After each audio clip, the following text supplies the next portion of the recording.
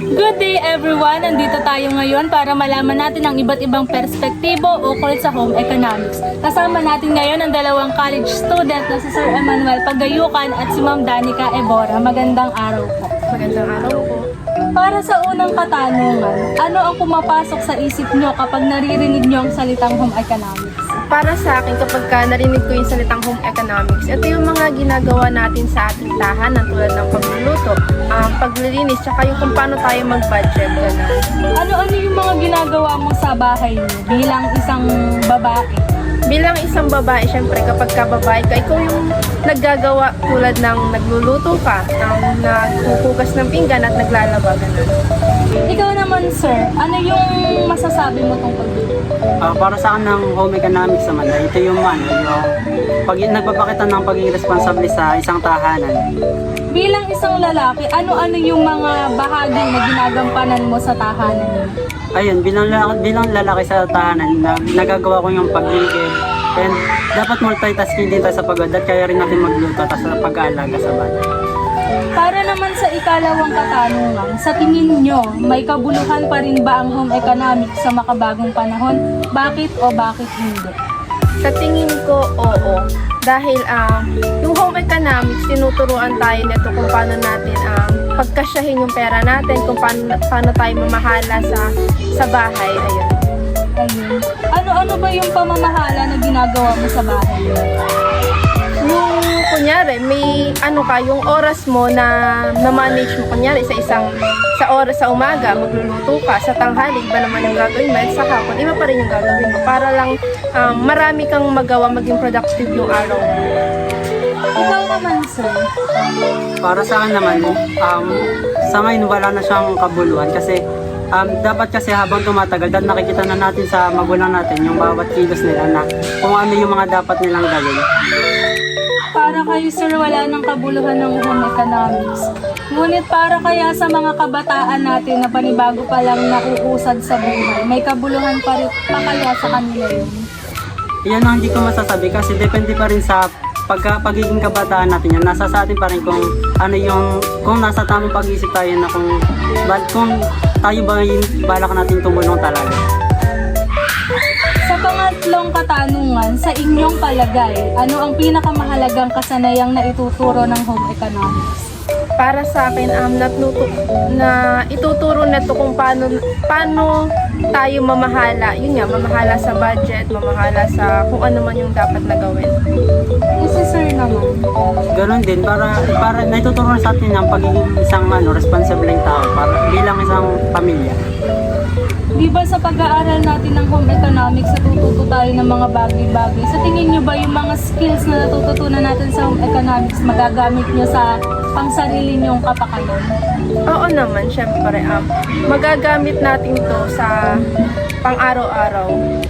Ikaw sir. Ganon din sa akin kasi habang lumalaki tayo, umunlad yung ating pagkatao, dapat alam natin yung mga dapat.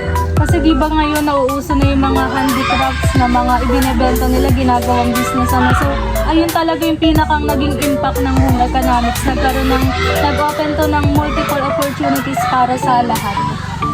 Para sa ika-4 na katanungan, paano naka-apekto ang home economics sa iyong pang-araw-araw na buhay o sa mga desisyon mo sa loob ng tahanan?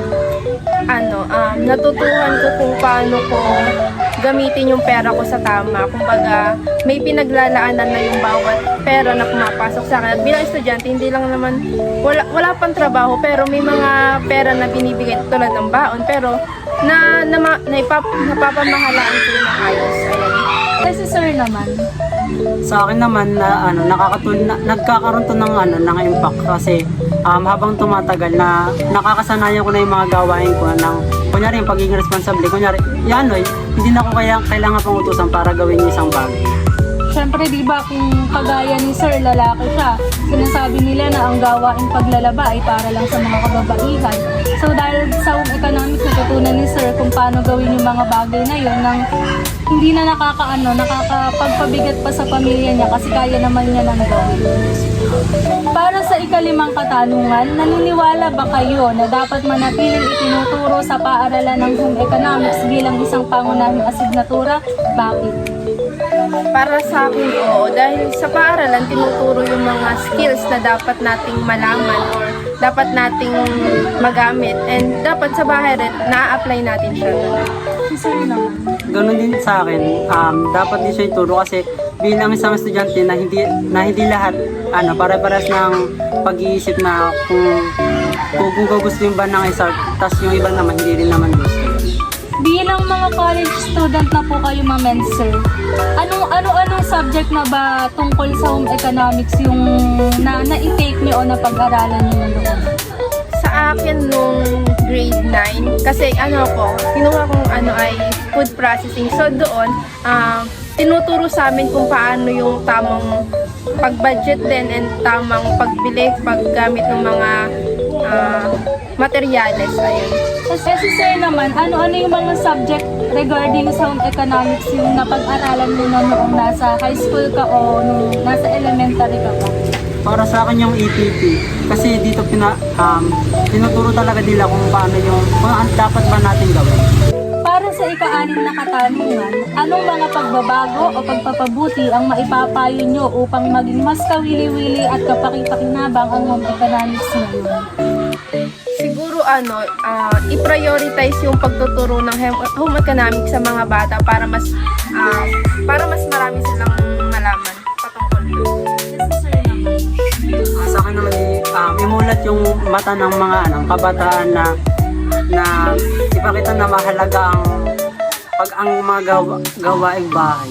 Kayo ba, ma'am and sir, para sa mga, di ba, magkakaanak kayo in the future, gusto nyo ba na matutunan nila yung home economics mula sa paaralan?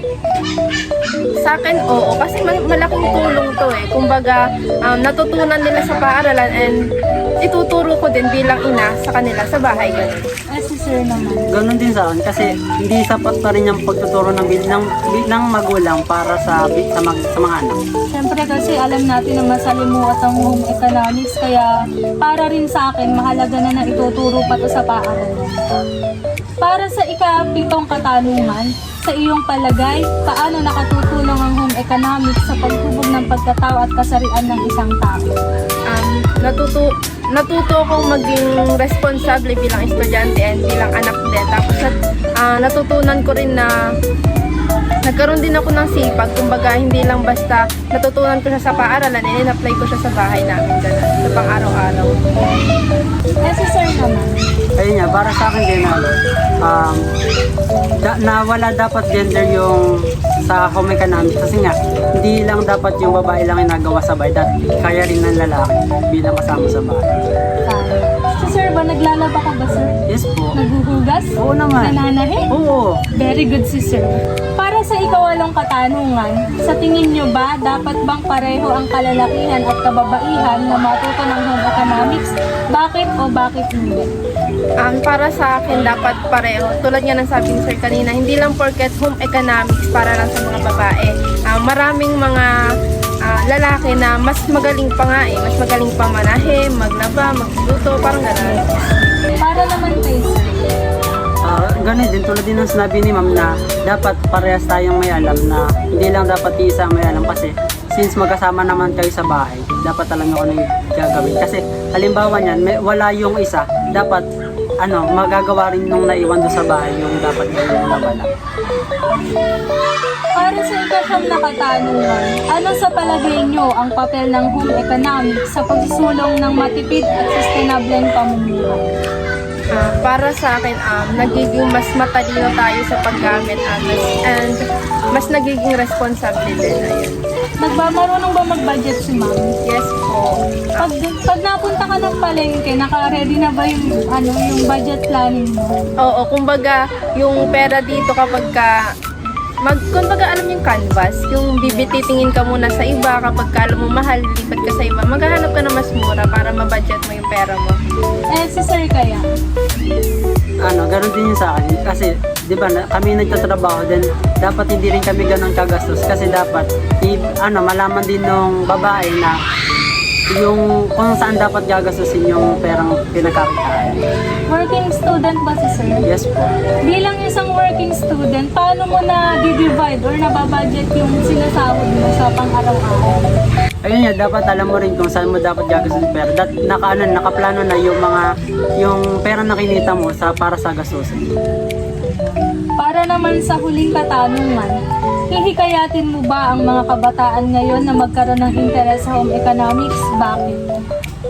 Oo, dahil yung home economics, sabi ko nga na, yung home economics, hindi naman siya isang beses mo lang gagawin. Hindi ka naman isang beses lang magbabudget, hindi naman isang beses lang maglalaba, magluluto. Kung baga gagawin mo siya pang habang buhay. And mahalaga na alam mo dapat kung ano yung kahalagahan ng home economics. Ayun. Si sir kaya? Ayun nga, ganun din sa akin, i-encourage ko ang ibang kabataan na para sa susunod na generation ay mas malaman na nila na mag-ready na rin sila dun sa mga dapat gawin para hindi na sila ganun mahirapan sa mga gagawin. So, ma'am and sir, to conclude this interview, let me ask you one more question. Ano yung mga bagay na napagtanto nyo at nalaman nyo tungkol sa home economics? At bilang isang college student, gaano ba kahalaga yung home economics sa buhay nyo? Para sa akin, yung home economics, napakalaking papel nito sa buhay natin dahil ito yung magtuturo sa atin ng tama, magiging matalino tayo, magiging responsable, magiging masipag, at mas magagamit natin siya ng tama sa pang-araw-araw nating pamumuhay. Ayun. Si sir naman. Ayun, ganun nga. Tulad din ang sabi ni ma'am na maging responsable tayo. Natutunan ko din doon sa sinabi mo kanina na sa pagbabudget. Natutunan natin na hindi dapat basta-basta tayo gumagastos. Kasi dapat lahat ng paggagastusan natin nakaplano bago tayo kumilos. So ayun nga, bilang isang responsableng estudyante, dapat natin na malaman na ang home economics ay hindi gender role. Hindi ito para sa kababaihan lamang at hindi rin naman para sa kalalakihan lang. Ang home economics, nandito yung tinatawag natin na equality. Kung saan pantay-pantay natin na ginagawa yung mga bagay na hindi lang para sa isang kasarian kundi para sa lahat. So ayun, maraming salamat po sa inyo. Talagang natuto kaming lahat sa ibinahagi nyong mga statement. So maraming salamat po at magandang araw. Maraming salamat. Salamat dito.